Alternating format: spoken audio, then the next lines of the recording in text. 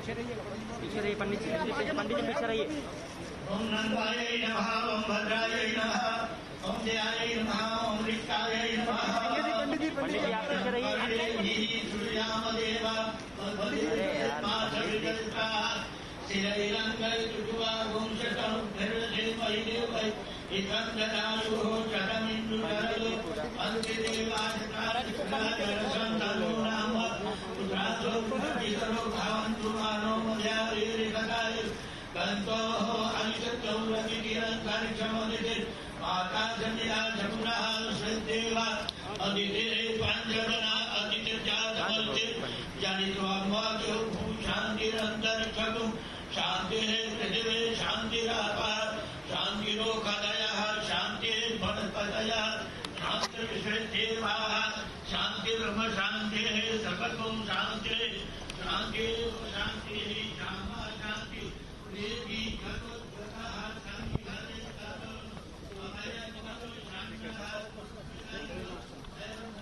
इधर जाइए पीछे की तरफ साइड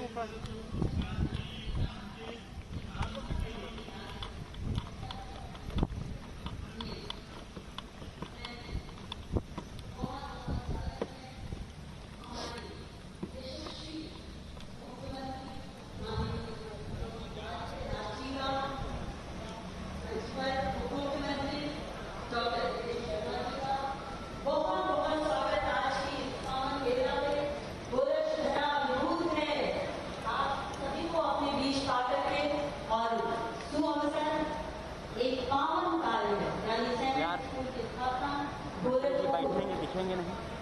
बहुत दूर लगा भैया। आज तो खुद बहुत हो गया। आप महाराज जी के साथ क्या है? नहीं भाई हम जाएंगे वापस। अच्छा जाओ के साथ।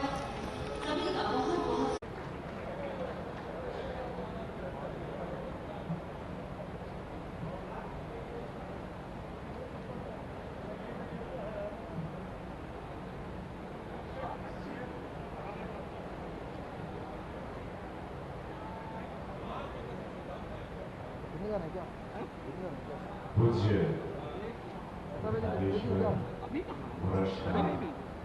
मंदिर के हमारे यशस्वी हमारे पूज्य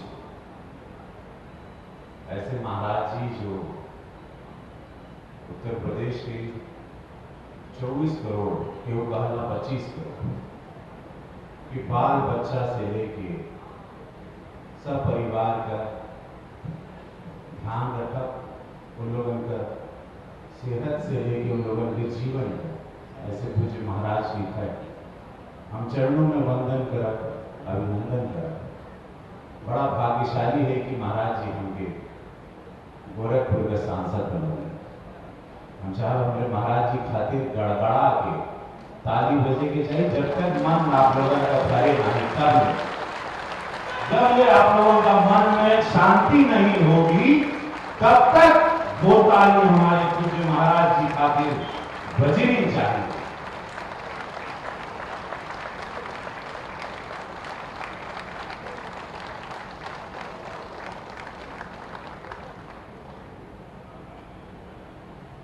और हमारे उप मुख्यमंत्री जी आज हम उनके सुने, आज भोरे शिक्षक लोगों को आज बहुत बड़ा रोजगार मिला। 69,000 और शिक्षक लोगों को समस्त उत्तर प्रदेश में रोजगार मिला। तीसरी बार में हुआ, ये तीसरा इंस्टॉलमेंट था जॉब का। तो आज इनको बहुत शानदार तरीके से हम इनको बोलते हुए सुने, पहली बार बड़ा अच्छा लगा हमको। एक फोटो में भेज देना।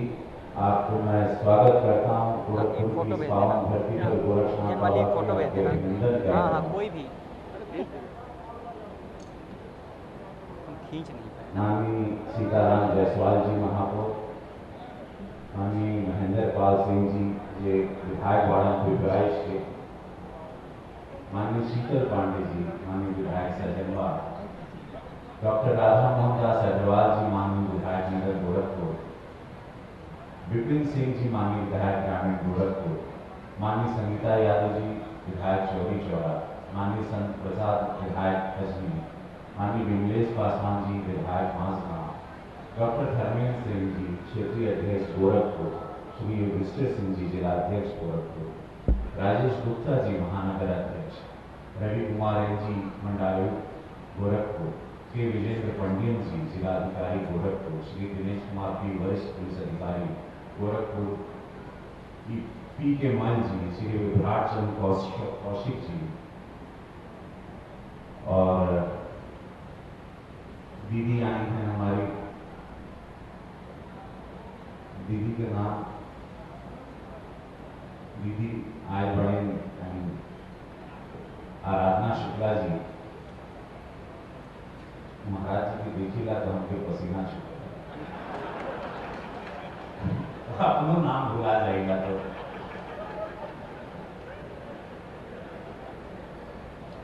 पता नहीं कहाँ है तू, 2.5 साल से साथे बैठी ला, लेकिन अभी भी पसीना छूटता है, पता नहीं क्या।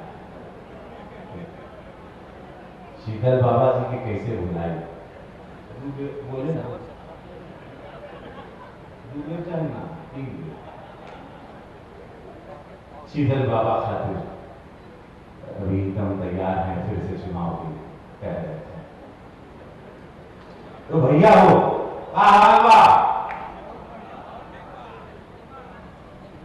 आप लोग इतने भाग्यशाली हैं कि 5वां विद्यालय, सैनिक विद्यालय, हम लोग जीवन में कभी सोचे नहीं थे। मैं जौनपुर के रागत में एक पिछड़े गांव से आता हूँ, बनारस के बॉर्डर पर रहता हूँ, मिट्टी का घर।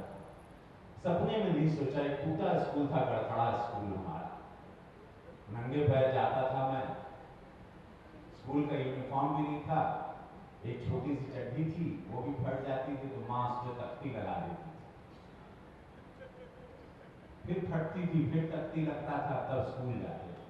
झोला नहीं था, झोला टूट जाता था तो माँ का वो सेफ्टी पिन से झोला लगता था।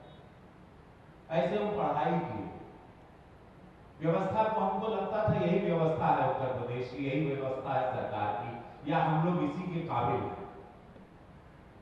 कभी सोचे नहीं थे कि सैनिक स्कूल, ये सपना हम लोगों को सपना भी नहीं आता था सैनिक स्कूल का, क्योंकि यहां पे जो पढ़ेगा वो घुड़सवारी, वो गोली का निशाना साधेगा, उसको एक व्यायामशाला मिलेगा अद्भुत, उसको किताबें मिलेंगी, उसको बेस्ट ऑफ द टीचर्स आएंगे सिखाने के लिए, क्योंकि वो ट्रेंड होगा एज अ सोल्जर, वो ट्रेंड होगा इस भारत के सैनिक के लिए।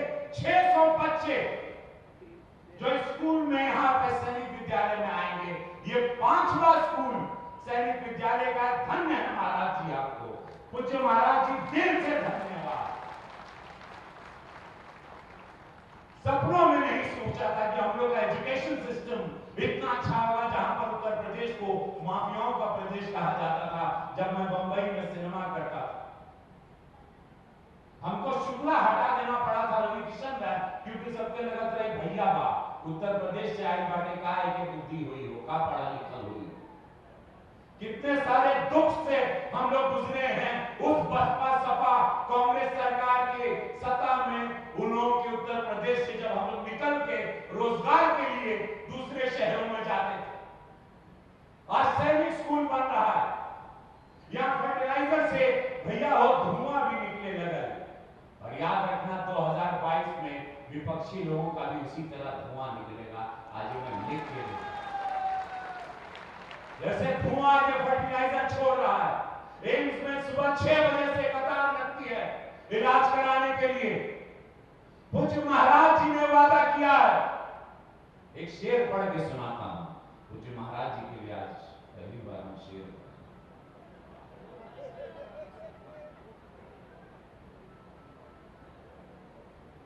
बात, क्योंकि हमको याद नहीं रहता, हम थोड़े भुलक्कड़ हैं इसलिए।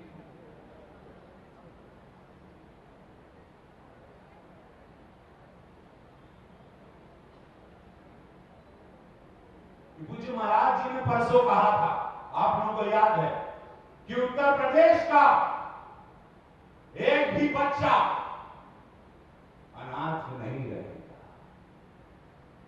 उत्तर प्रदेश का कभी किसी मुख्यमंत्री जी के द्वारा आपने ये शब्दों का बयान नहीं सुना था, क्योंकि उसके लिए महसूस करना होगा। जैसे यशस्वी प्रधानमंत्री नरेंद्र मोदी जी, उसी तरह तो मुझे महाराज जी के लिए कि आंधियों से हर कदम मुठभेड़, आंधियों से हर कदम मुठभेड़ मेरी हो, आंधियों से हर कदम मुठभेड़ मेरी हो रही है। अरे कैसे बैठूं चैन से, कैसे बैठूं चैन से, वहां मां बेचारी रो रही है। ये पूज्य महाराज जी उन बच्चों के लिए जिन्होंने कोरोना काल में अपने माता पिता को खोया। और तेरे सवाल का जवाब विपक्षी लोगों के लिए, चुनाव का समय बाद जनवरी में आचार संहिता लग जाएगी, शायद फरवरी में हम लोग चुनाव में उतर जाएंगे। जिला पंचायत का रिजल्ट आपने देख लिया, अध्यक्षी का प्रमुख का भी देख लिया, सब कुछ आपसे कुछ छिपा नहीं। यशस्वी प्रधानमंत्री के जो मार्गदर्शन में मुफ्त वैक्सीन अनाज से लेके मेडिकल व्यवस्था से लेके एजुकेशन व्यवस्था, सड़क, रोजगार। आज महाराज जी कह रहे थे कि 1.5 लाख शिक्षक को 1,30,000 शिक्षक को इनडायरेक्टली खाली शिक्षा प्रणाली में रोजगार मिला। ऐसे कितने रोजगार महाराज जी आप लोगों को स्वयं बताएंगे। सबसे कम बेरोजगार वाला प्रदेश, सबसे ज्यादा वैक्सीनेशन करने वाला प्रदेश। आज गोरखपुर में हम वैक्सीन एक सेंटर पे गए थे, गोरखपुर क्लब में लाइन लगी थी। भरोसा है सबको महाराज जी पर, यशस्वी प्रधानमंत्री नरेंद्र मोदी जी पर, भारत पर, भारतीय जनता पार्टी के कार्य प्रणाली पर, क्योंकि यहां पर कथनी कर्मी में अंतर नहीं होता। तभी हम लोग अपनी जान झोंकते हैं। एक एक योद्धा जो भारतीय जनता पार्टी का यहां बैठा है, मंच पर बैठा है, ये भारत के साथ है, ये विकास के साथ है, ये राष्ट्र के साथ है। सदन में आप लोग देख रहे हैं महाराज जी, हम पार्लियामेंट में आज बिल ला रहे थे, इन लोगों को पता चला मैं जनसंख्या कानून नियंत्रण पर बिल ला रहा था महाराज जी। हम 2019 में जमा किए थे, आज मेरी तारीख थी और मुझे पता था कि विरोधी मेरे बिल को लाने नहीं देंगे। आज मेरे 3 बिल थे, प्राइवेट बिल, विरोधी नहीं डालने दिए। एक था मंदबुद्धि बच्चों के लिए संरक्षण, दूसरा था कि हर विधा के कलाकारों के लिए संरक्षण। कितना विरोध करते हैं ये, आज आतंकवाद को बढ़ाएंगे। अरे महाराज जी, रोहिंग्या वालों को कल बुलडोजर चला दिए, जिस तरह माफिया लोगों के ऊपर बुलडोजर चल रहा है। यहां पर जो भी युवाओं के साथ, जीवन के साथ खिलवाड़ करेगा, जो भी बदतमीजी करेगा, जो भी गलत कार्य करेगा, जो भी गलत पैसा कमाएगा, जो भी ब्लैकमेलिंग करेगा, जो भी बाहुबली का ताकत दिखाएगा, बंदूक और राइफल लहराएगा, उसके घर बुलडोजर चलेगा, उसकी गलत कमाई पर बुलडोजर चलेगा, उसको जेल व्यवस्था में डाला जाएगा। ये बात तय है महाराज जी की, और ये नजीर बना है पूरे देश के मुख्यमंत्री और पूरे देश में महाराज जी के बारे में कहा जाता है। क्या ये उत्तर प्रदेश में जब एक ऑस्ट्रेलिया का एमपी था, कहां ऑस्ट्रेलिया का एमपी, ऑस्ट्रेलिया का सांसद जी कह रहे हैं कि मोदी जी को क्या रिक्वेस्ट किया पता है? प्लीज, इंग्लिश में हम कहेंगे, please can you send mister Yogi to our country. क्या आप आपके योगी महाराज जी को हमारे यहाँ कुछ महीनों के लिए भेज सकते हैं? वैक्सीनेशन की कोरोना पद्धति को और कोरोना काल में कोविड सिचुएशन को संभालने के लिए इनको वहां के असेंबली में सराहा गया। इनकी सिचुएशन आज आप लोगों के प्रति, इनके मन में आप लोगों के प्रति जो प्रेम है और आप लोगों के मन में जो इनके प्रति प्रेम है, पूरे उत्तर प्रदेश के से कोई बात छिपी नहीं, किसी से कुछ छिपा नहीं है। आज विरोधी परेशान है, सदन में सदन चलने नहीं दे रहे हैं, पार्लियामेंट हाउस में, क्योंकि उनको मालूम है कि ऐसे बहुत सारी बातें उत्तर प्रदेश की हम कहेंगे, सांसद रवि किशन कहेगा, महाराज जी की बातें वहां उठेंगी, इनकी काम कार्यशैली की बातें उठेंगी, तो फिर 2022 का चुनाव आसान होगा। जो विरोधी नहीं चाहते, जो सपा नहीं चाहते, अखिलेश जी वहां पर पूरा तमाशा किए हुए, टीएमसी से मिलकर लोग तमाशा कर रहे हैं, कांग्रेस से तमाशा कर रहे हैं। अभी 3 घंटे पहले राहुल गांधी जी पार्लियामेंट के बाहर बोल रहे थे कि हमको यूपी के आम पसंद नहीं। इनकी विचारधारा देखो, अमेठी रायबरेली इन्हीं के पास था, इनको यूपी के आम पसंद नहीं। अरे राहुल जी, उत्तर प्रदेश को कांग्रेस पसंद नहीं है, क्या बात कर रहे हैं आप? लूट के खा गए ये लोग। क्या था 4.5 साल पहले के उत्तर प्रदेश को याद रखिएगा। कुछ युवाओं को भी मैं बता रहा हूं, आज ये लोग ब्राह्मणों की सभा कर रहे हैं, आज ब्राह्मणों की सभा हो रही है। वाह, तीर तलवार तराजू भुला गए नहीं लोग, यही था ना? क्या था, क्या किया ये लोग ब्राह्मणों के साथ?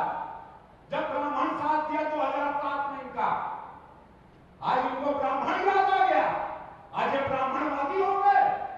अरे ब्राह्मण राष्ट्रभक्त है, सुन लो, ब्राह्मण राष्ट्र के लिए सोचता है और वही ब्राह्मण होता है जो निस्वार्थ होता है। क्या बात कर रहे हैं ये लोग? आज ब्राह्मणों की राजनीति को याद आ रही है। ब्राह्मण राष्ट्रभक्त है, ब्राह्मण की हमेशा विचारधारा देश के साथ रही है और सच कहूं तो भारतीय जनता पार्टी के साथ रही है, यशस्वी प्रधानमंत्री मोदी जी के साथ रही है, अटल जी के साथ रही है, दीनदयाल उपाध्याय जी के साथ रही है। वही विचारधारा है, वही ब्राह्मण पूज्य योगी महाराज जी के साथ है। मैं स्वयं ब्राह्मण हूं और मैं गोरखपुर का सांसद हूं। हमारे उप मुख्यमंत्री ब्राह्मण हैं।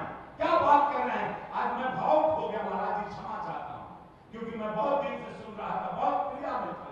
कौन से पद पर नहीं है ब्राह्मण उत्तर प्रदेश में? कौन से पद पे केंद्र सरकार में नहीं है? हम लिस्ट गिनवा देंगे तो रात हो जाए। हर वर्ग को लेकर चली है सरकार, कभी किसी का बुरा नहीं सोचा, समभाव से चलती है। बहुत सारी बात पूज्य महाराज जी की बातें, पूज्य महाराज जी की कार्यशैली, पूज्य महाराज जी का सत्यता, रोजगार हो, मेडिकल हो, एजुकेशन हो, हर जगह महाराज जी के लिए हम जितना बोला उतना कम बा। आज मैं अपनी भावनाओं का आप लोगों के सामने रखा, क्योंकि पूज्य महाराज जी के सामने मैं जब भी आता हूँ, उनके समक्ष आता हूँ। कल गुरु पूर्णिमा, तो गुरु के सामने शिष्य बोल रहा है, जैसे मैंने आप लोगों को कहा, मैं प्रणाम करके दोनों हाथ उठा ले, दोनों हाथ बोला, नमः पार्वती पते हर हर महादेव। जय। बहुत बहुत धन्यवाद माननीय सांसद रविकिशन जी। मन में ढेर सारी पीड़ा थी, ढेर सारी बातें थी, जो अनायास ही निश्चित रूप से जब अभिभावक समक्ष होता है तो वो बातें निकल ही आती हैं। बहुत बहुत धन्यवाद। और ससम्मान आमंत्रण ज्ञान ज्योति पुंज माननीय उप मुख्यमंत्री डॉक्टर दिनेश शर्मा जी का, कि आप आए और अपने आशीर्वाद सभी पे प्रदान करें। माननीय उप मुख्यमंत्री।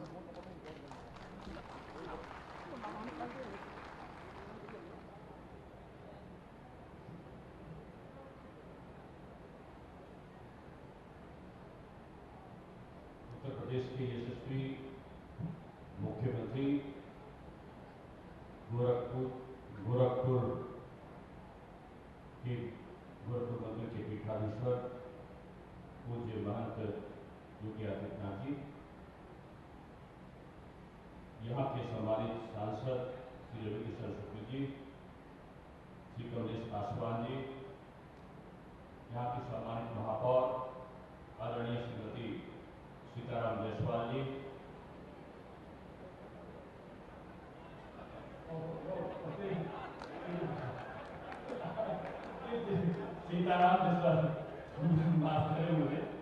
श्री सीताराम जायसवाल जी,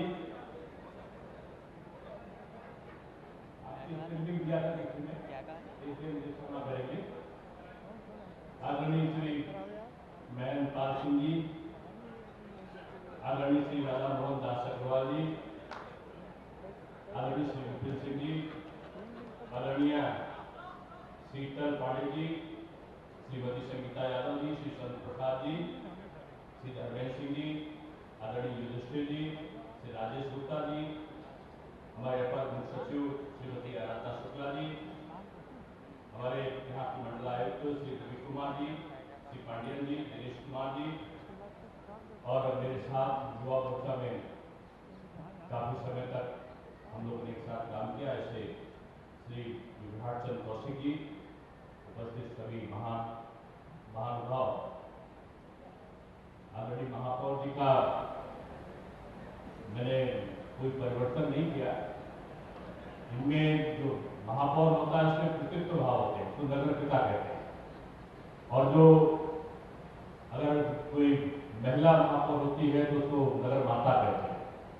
ये माता और पिता का संबंध बड़ा अक्षुण्ण रहता है, इसलिए गलती से भी निकला हो, किसी ने लिख दिया तो मैं कहूँगा माननीय महापौर जी मुझे क्षमा करेंगे।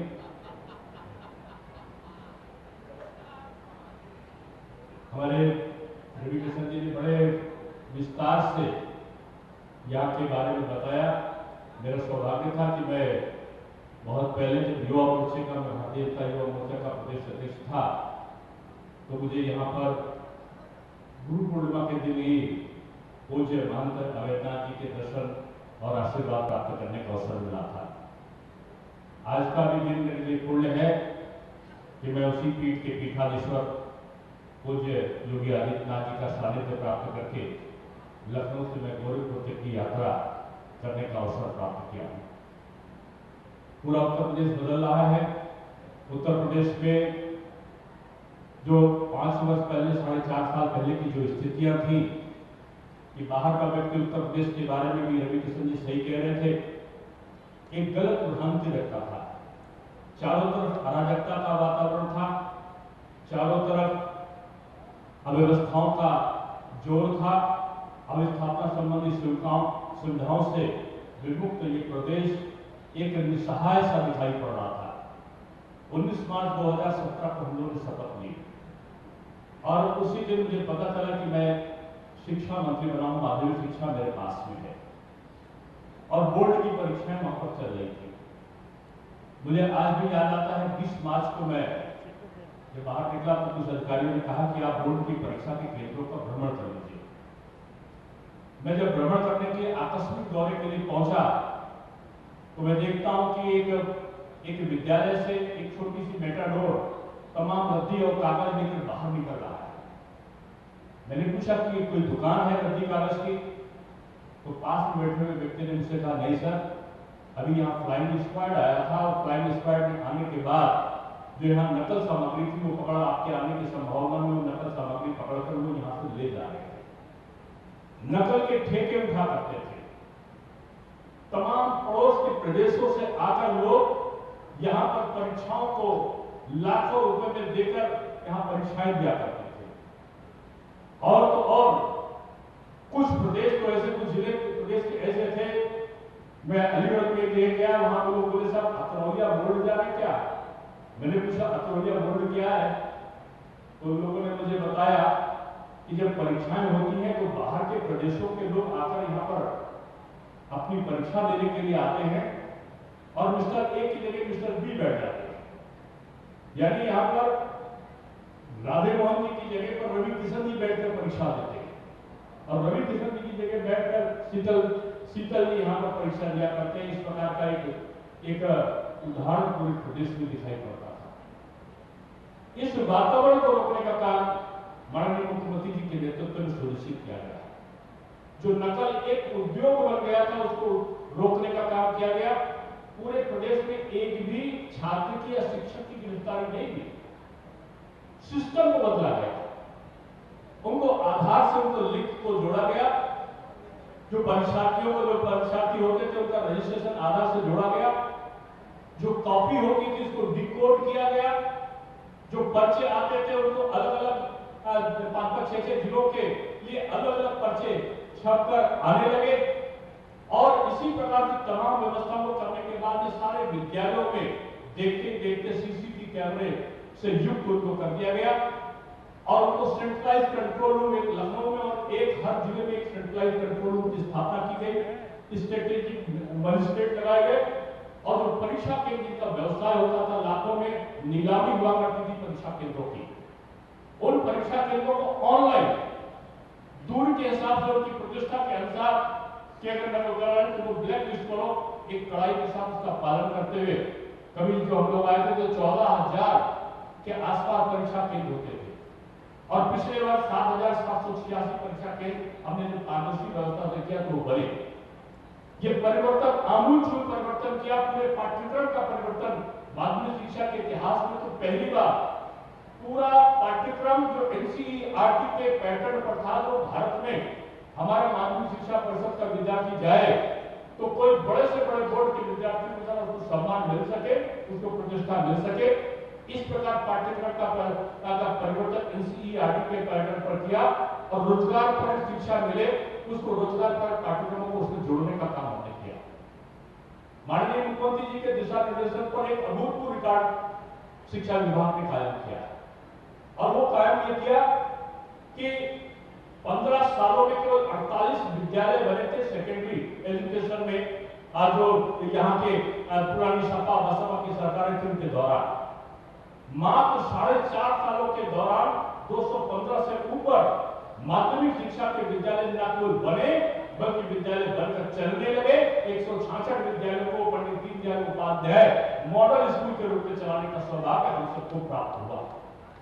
और यही नहीं, पाठ्यक्रम का जो परिवर्तन हुआ, एनसीईआरटी की पुस्तकें आपको याद होगा 20 साल पहले का आप याद करो, 20 साल पहले क्या होता था, जो पुस्तकों के दाम थे, आज आप जाओ बाजार में तो उत्तर प्रदेश में आपको जो पहले किताबें मिलती थी 2016 में जो मिलती थी, उनसे 70 नहीं 75% कम दामों पर आज पूरे देश में जितना रखा होगा उससे भी 60-70% से भी नीचे दामों पर उत्तर प्रदेश में पुस्तकें मिल रही है। 15-20 साल पहले जिस दाम पे मिलते थे उसमें आज पुस्तकें वहां पर मिल रही है। ये परिवर्तन हुआ है। परिवर्तन में जो शिक्षकों के स्थानांतरण है, ऑनलाइन टेलीफोन पे ही आपका मोबाइल पे आप अप्लाई करो, मोबाइल पे ही आपका रिजल्ट आ जाएगा, किसको कहां पर प्रवृत्ता है, कहां पर ट्रांसफर किया गया, साथ में उसकी ज्वाइनिंग भी उस स्कूल के लिए आपके मोबाइल पे आ जाएगी कि ये स्कूल आपको मिला, और स्कूल के प्रधानाचार्य को एक मोबाइल का मैसेज पहुंच जाएगा कि इस व्यक्ति की ज्वाइनिंग आपके विद्यालय में हो गई। यानी एक इस प्रकार की पारदर्शी व्यवस्था, जहां पर लाखों रुपए की घूस चला करती थी, शिक्षा को व्यवसाय बना दिया गया था, जहां शिक्षा के नाम पर लूट मची हुई थी, उस पारदर्शी व्यवस्था में एकदम चुस्त दुरुस्त शिक्षा पद्धति को कर दिया। हमने अपने घोषणा पत्र में घोषित किया था कि हम 10 विश्वविद्यालय बनाएंगे। आज 12 विश्वविद्यालय बन चुके और लगभग आधा दर्जन विश्वविद्यालय और अंतिम परिणत पे हैं, क्योंकि प्रक्रिया गतिमान है कि निजी क्षेत्र के वो विद्यालय भी जल्दी बन जाएंगे। आज सरकारी विश्वविद्यालय में जहां पर सहारनपुर में माता शाकुंभरी विश्वविद्यालय बनना है, तो अलीगढ़ में महाराजा महेंद्र प्रताप सिंह विश्वविद्यालय बनना है, तो आजमगढ़ में पूर्वांचल के क्षेत्र में एक बड़ा विश्वविद्यालय आपको माननीय मुख्यमंत्री जी ने दिया है कि आजमगढ़ में भी एक विशाल विश्वविद्यालय का निर्माण वहां पर होने वाला है। ये समय का बदलाव है कि आज ऑनलाइन टीचिंग के द्वारा उत्तर प्रदेश ने पूरा बच्चों का भविष्य बिगड़ने से रोका, सत्य का नियमितीकरण करने का उपाय किया। आपको याद होगा कि 10 महीने पहले आज लिस्ट आ जाती है, किस तारीख को हमारी परीक्षा होगी और किस तारीख को समाप्त होगी, किस तारीख को रिजल्ट आएगा, ये 10 महीने पहले इसका अनाउंसमेंट हो जाता है। ये बदली हुई परिस्थिति, हमने इसको विस्तार से इसलिए बताया कि सारी चीजों को तो महाराज जी बताएंगे कि हमारा किस प्रकार से पूरा प्रदेश का वातावरण बदला है, लेकिन उत्तर प्रदेश की शिक्षा की जो दशा और दिशा बदली है कि आपने देखा होगा कि बेसिक का जो स्कूल होता था, खंडहरनुमा स्कूल बनता था, पता चलता था एक मास्टर है, वो भी आ नहीं रहा, उसके लिए कोई और व्यक्ति आकर वहां पढ़ाने का काम करते हैं। शिक्षकों का अभाव था, टूटी हुई बिल्डिंग थी, बच्चों को पढ़ने की कोई प्रक्रिया, कोई पठन पाठन की सुविधा नहीं थी, लेकिन लाखों लाख विद्यालयों में अभूतपूर्व परिवर्तन किया गया। कायाकल्प योजना ऐसी इस प्रकार की चली कि आज बेसिक का इंफ्रास्ट्रक्चर का केवल ठीक हुआ, बिल्डिंग भी ठीक हुई, फर्नीचर भी आए, बच्चों को जूता मोजा आज से लेकर पाठ्य पुस्तकें और बैग तक का देने का काम, स्वेटर तक देने का काम हमारी सरकार के द्वारा किया गया। ये बदलाव शिक्षा में, स्वास्थ्य में, आज दर्जनों मेडिकल कॉलेज आज प्रदेश में बनकर तैयार हुए। आजादी के बाद गिने चुने जहां मेडिकल कॉलेज हुआ करते थे, वहां आज दर्जनों की संख्या में हमारे मेडिकल कॉलेज बनकर तैयार हुए। हमारा एम्स यहां पर बना है। अभी मैं रास्ते में महाराज को कह रहा था कि आपने तो गोरखपुर की दशा और दिशा दोनों बदल दी।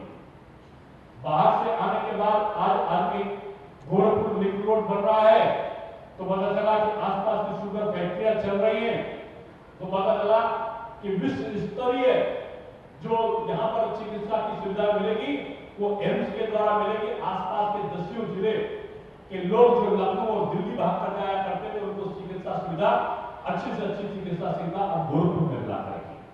यही परिवर्तन हमारी पहचान है और यही परिवर्तन भारतीय जनता पार्टी की विशेषता है। आज कुछ लोग जाति के आधार पर, धर्म के आधार पर बातें कर रहे हैं। आदरणीय रविशंकर जी ने भी कुछ लोगों के जातीय सम्मेलन का जिक्र किया।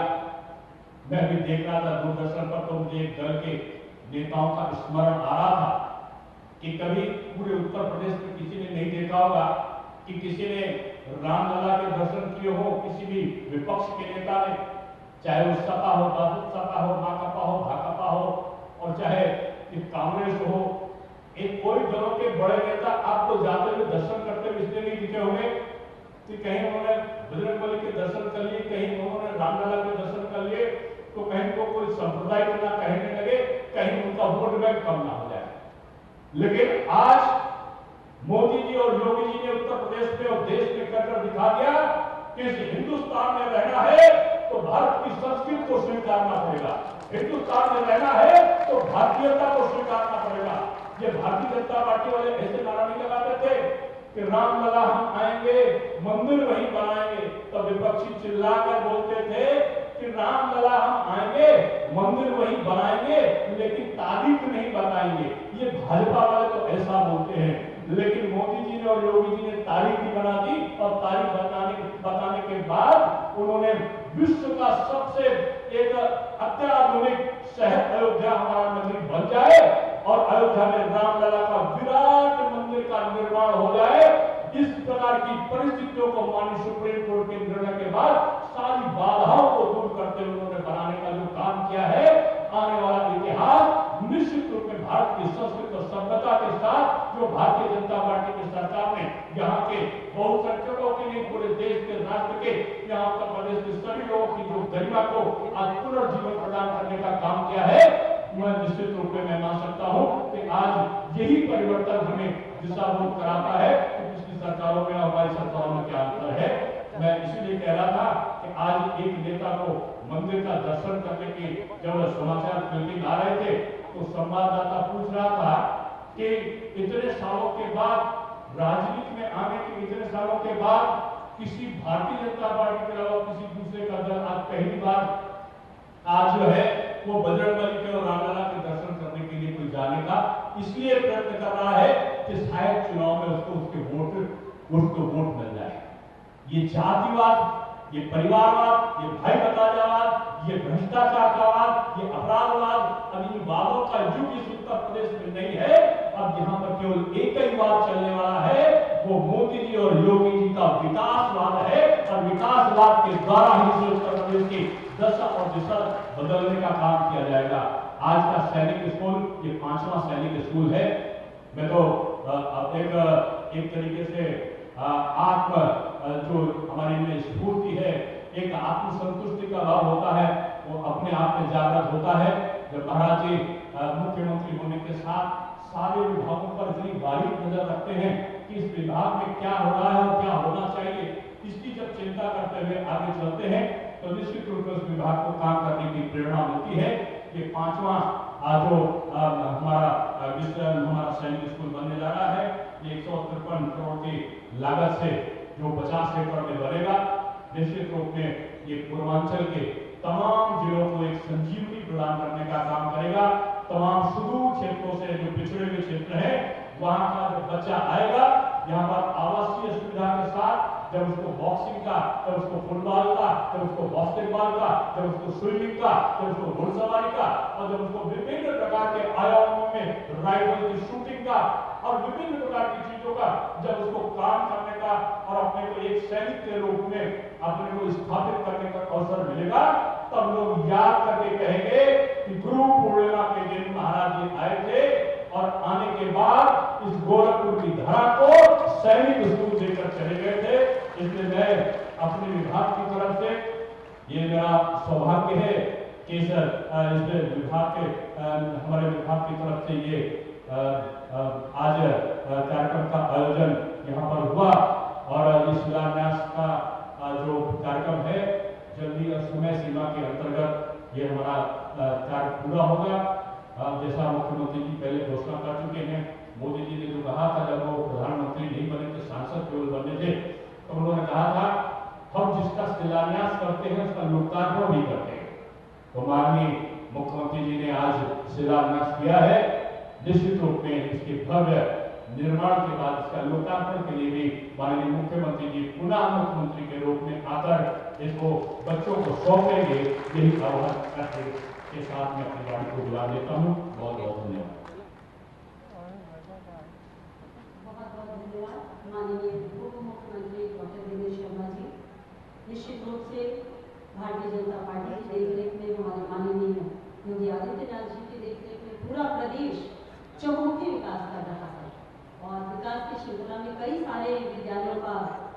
लोकार्पण समारोह शिलान्यास कार्यक्रम लगातार चल रहा है।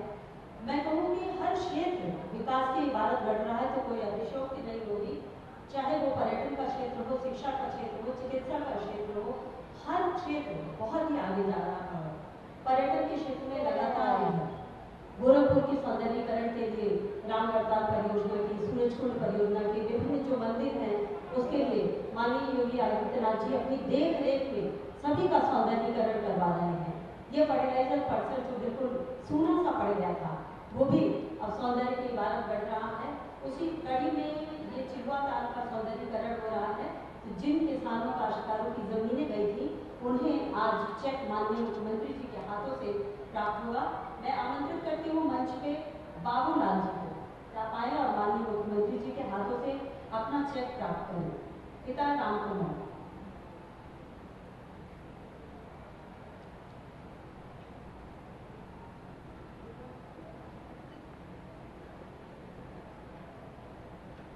सामने सटो भाई।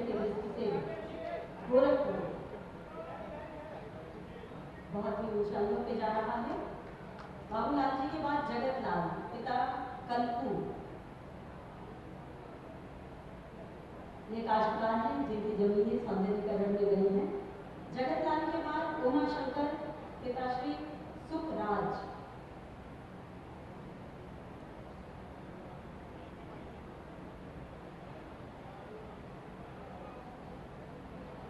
देवन दास, पिता पारस।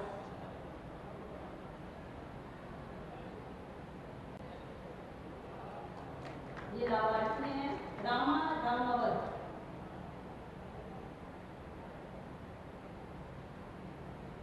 त्रिलोकीनाथ बलिराम। गोरखपुर के लिए गौरव अक्षर।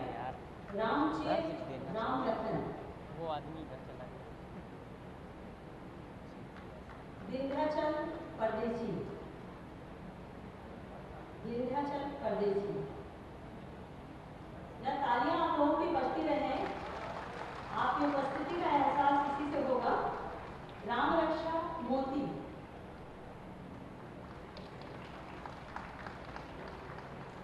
जितनी संख्या है उस हिसाब से तालियों की आवाज नहीं आ रही है। चंद्रिका सुखराज। चंद्रिका सुखराज ये लाभार्थी थे जिनकी जमीनें, जिन काश्तकारों की जमीनें चिल्वा ताल सौंदर्यीकरण में सहयोग करेंगी। अतिथियों से आगे अपने स्थान पे बैठ जाए और एक वीडियो हम देखेंगे सैनिक स्कूल एक परिचय। आइए देखते हैं किस तरह का खाका शिक्षा विभाग में गुना है, किस तरह का सैनिक स्कूल होगा इस वीडियो के माध्यम से।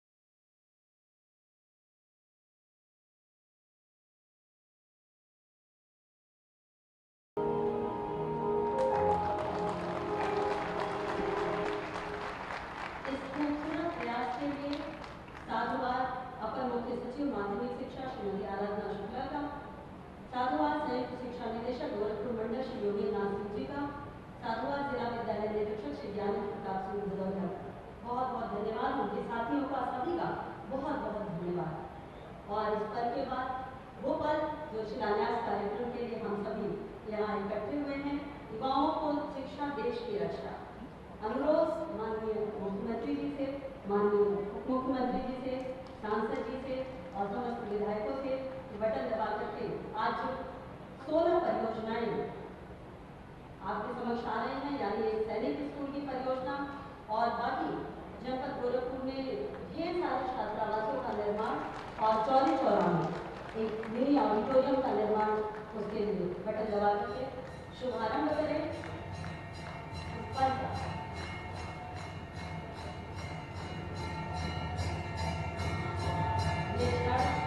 इतनी सारी परियोजनाएं गोरखपुर को मिल रही है सौगात में।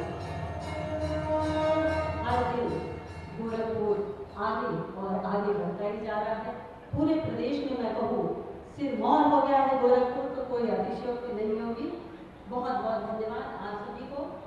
और अब गुरु पूर्णिमा के शुभ अवसर पे गुरु शिष्य परंपरा को समृद्ध करने वाले हमारे गोरक्ष पीठाधीश्वर, हम सभी के आराध्य माननीय मुख्यमंत्री उत्तर प्रदेश योगी आदित्यनाथ जी को हम सभी सुनना चाहते हैं, उनके विचारों में डूब जाना चाहते हैं। तो मैं अनुरोध करूंगी कि आप अपने उद्बोधन से हम सभी को अनुग्रहित करें।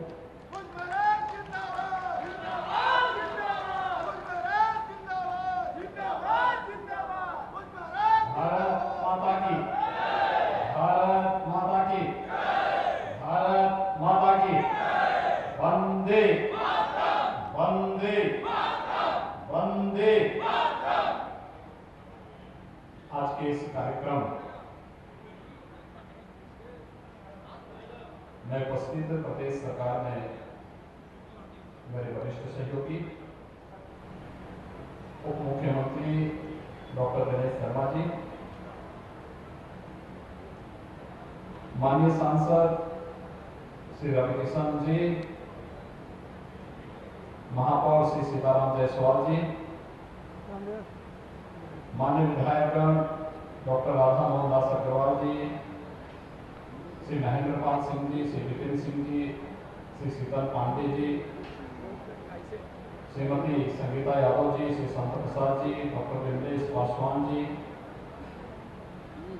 क्षेत्रीय अध्यक्ष डॉक्टर धर्मेंद्र सिंह जी, जिला अध्यक्ष युधिष्ठिर सिंह जी, महानगर अध्यक्ष राजेश गुप्ता जी, इंजीनियर के वन जी, डॉक्टर विभ्राट चंद्र कौशिक जी, आज के इस समारोह में उपस्थित अपर मुख्य सचिव माध्यमिक शिक्षा श्रीमती आराधना शुक्ला जी, गोरखपुर के मंडलायुक्त शैलेंद्र कुमार एनजी और उपस्थित हमारे सभी प्रशासनिक और पुलिस के अधिकारीगण और उपस्थित भाइयों बहनों,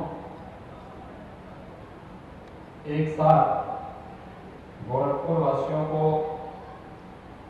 187 करोड़ रुपए से अधिक की परियोजनाओं के लोकार्पण और शिलान्यास कार्य का एक कार्यक्रम यहाँ पर संपन्न होने जा रहा है, जिसमें सैनिक स्कूल का यहाँ पर शिलान्यास है। इसके साथ ही चरगामा, पिपरौली, फोरावार, पिपराइच, कैंटियरगंज, खजनी, पाली, कौड़ीराम, बांसगांव, सरदार नगर, चोरी चौरा, ब्रह्मपुर, गढ़ा में कस्तूरबा गांधी विद्यालय, जिनका हम लोग 8वीं क्लास से लेकर 12वीं क्लास तक लेके जा रहे हैं, बालिकाओं के लिए एक आवासीय विद्यालय की छात्रावास और विद्यालय परिसर के विस्तार के कार्यक्रम का भी यहाँ पर शिलान्यास हो रहा है। यानी ये लगभग 15 परियोजनाएं, जिनकी कुल लागत 187 करोड़ 50 लाख है, इन सब का शिलान्यास का यहाँ कार्यक्रम संपन्न हो रहा है। मैं इस अवसर पर आप सभी, अपने सभी जनप्रतिनिधियों को हृदय से बधाई देते हुए आप सभी का हृदय से अभिनंदन करता हूँ।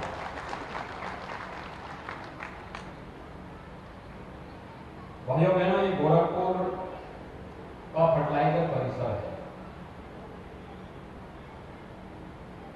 आपने देखा होगा 1990 में जिस फर्टिलाइजर परिसर में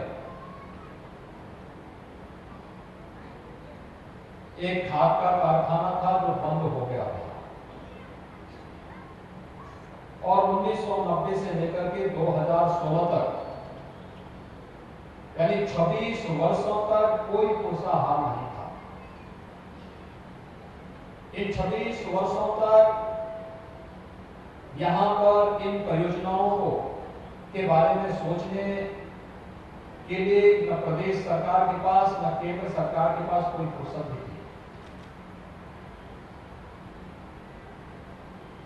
लेकिन जब केंद्र में आदरणीय प्रधानमंत्री मोदी जी के नेतृत्व में सरकार बनती है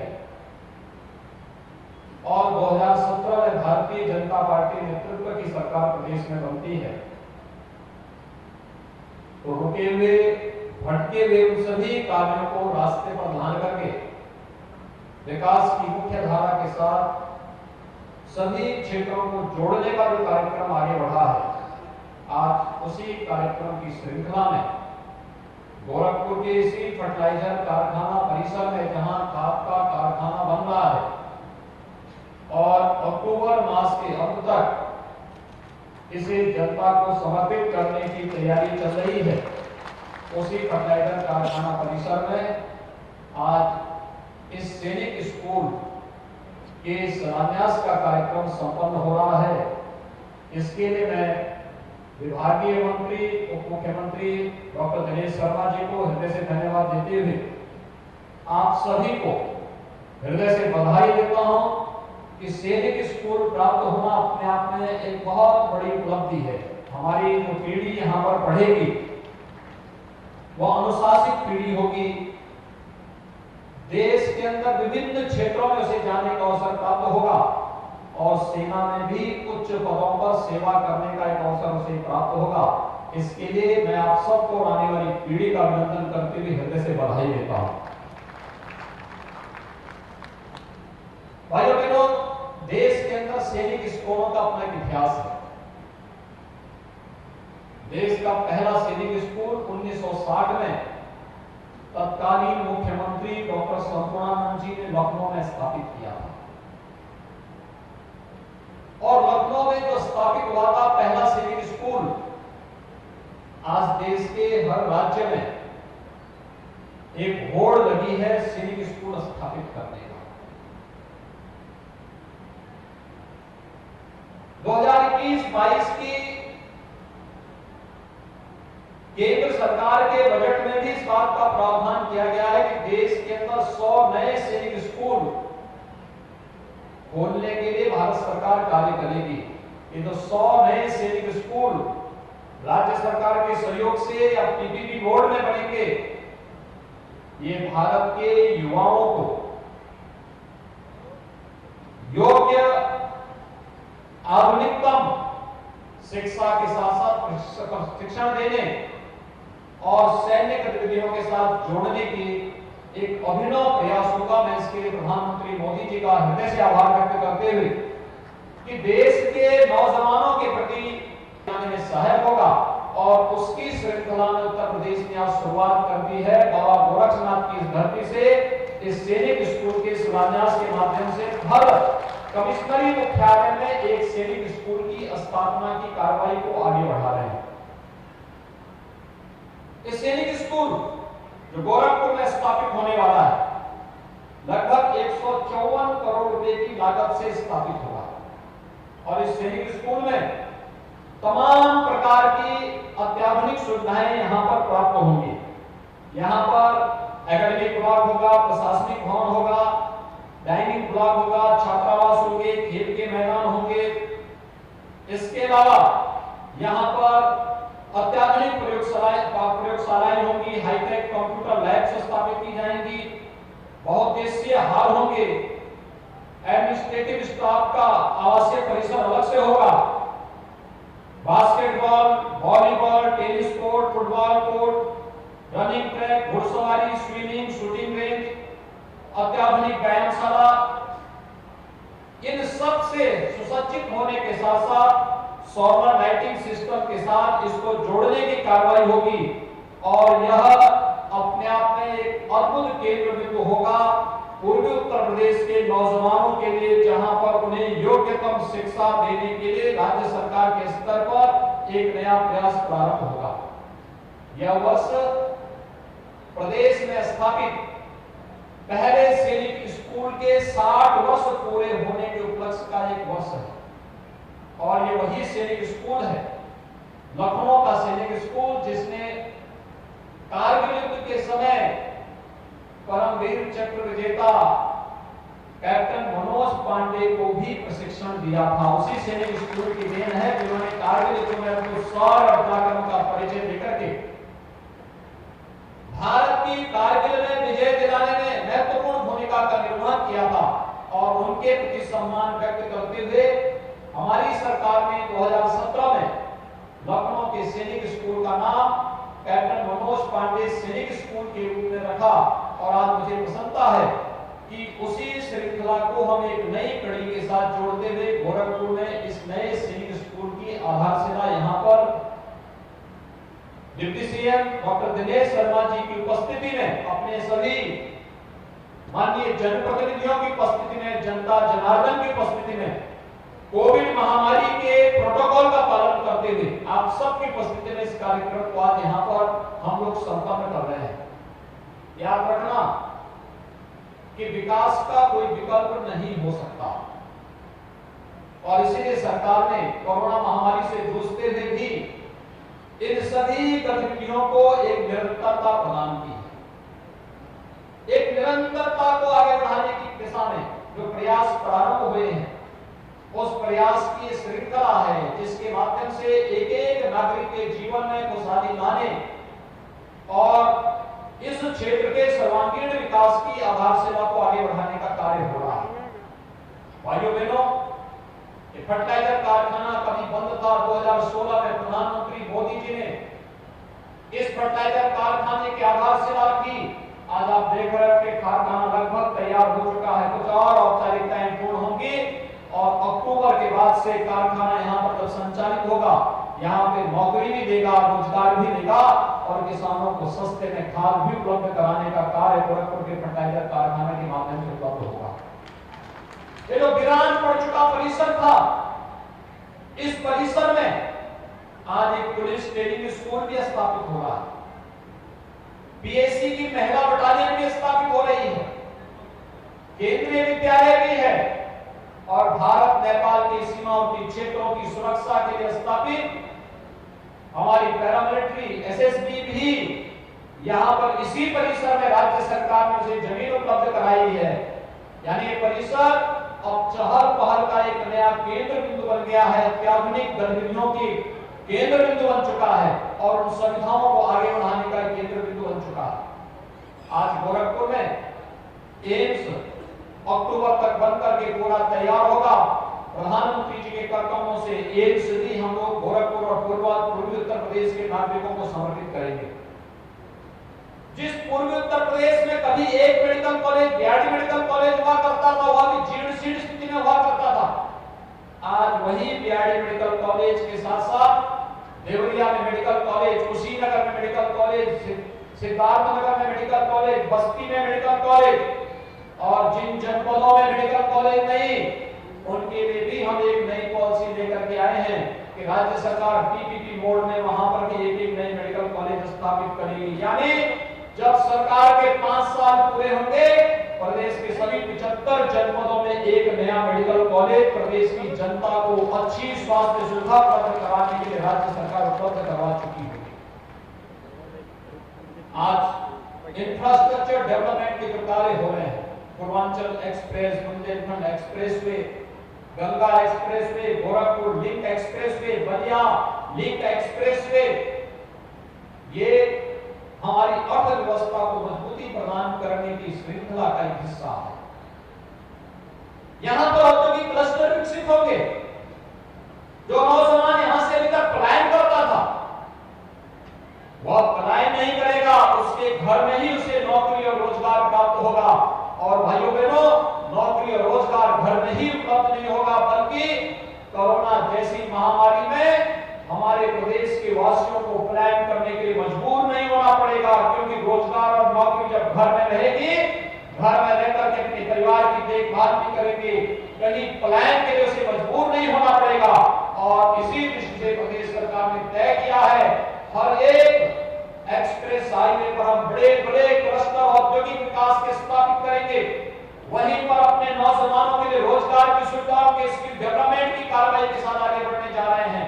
फर्टिलाइजर कैंपस में भी हम लोग स्किल डेवलपमेंट का एक बहुत बड़ा केंद्र बनाने जा रहे हैं, जिस स्किल डेवलपमेंट के माध्यम से यहाँ के नौजवानों के स्किल डेवलपमेंट और फिर उनके समायोजन की व्यवस्था औद्योगिक इकाइयों में हो सके, इस पर एक नई कार्रवाई आगे बढ़ रही है। पहले की सरकारें क्या करती थी? वंशवाद और जातिवाद के नाम पर समाज को, सामाजिक ताने बाने को छिन्न भिन्न करते थे। नौकरी निकलती थी तो भ्रष्टाचार उनके साथ साथ चलने लगता था। अपने व्यक्तिगत स्वार्थों के लिए उद्योग धंधों को बंद करते थे, चीनी मिलों को बेचते थे और विकास के नाम पर आने वाले पैसे का बंतर बांट कर देते थे। विकास दिखाई नहीं देता था, पैसा आता था और पैसा गायब हो जाता था। समस्याएं फर्टिलाइजर की समस्या पिछली सरकारों की देन, मानवेला की समस्या पिछली सरकारों की देन, इंसेफ्लाइटिस की समस्या पिछली सरकारों की देन, कानून व्यवस्था की समस्या पिछली सरकारों की देन, प्रदेश में दंगों की समस्या पिछली सरकारों की विफलता की देन, प्रदेश का विकास अवरुद्ध होने की समस्या पिछली सरकारों की देन। हर एक समस्या को प्रदेश के साथ जोड़ करके उत्तर प्रदेश को एक समस्याग्रस्त प्रदेश बना दिया था पिछली सरकारों ने। लेकिन भाइयों बहनों, आज नौकरी निकलती है तो नौकरी योग्यता के आधार पर उत्तर प्रदेश के नौजवान को प्राप्त होती है। 4.5 लाख नौजवान पिछले 4.5 वर्ष के दौरान प्रदेश के अंदर नौकरी प्राप्त किया है।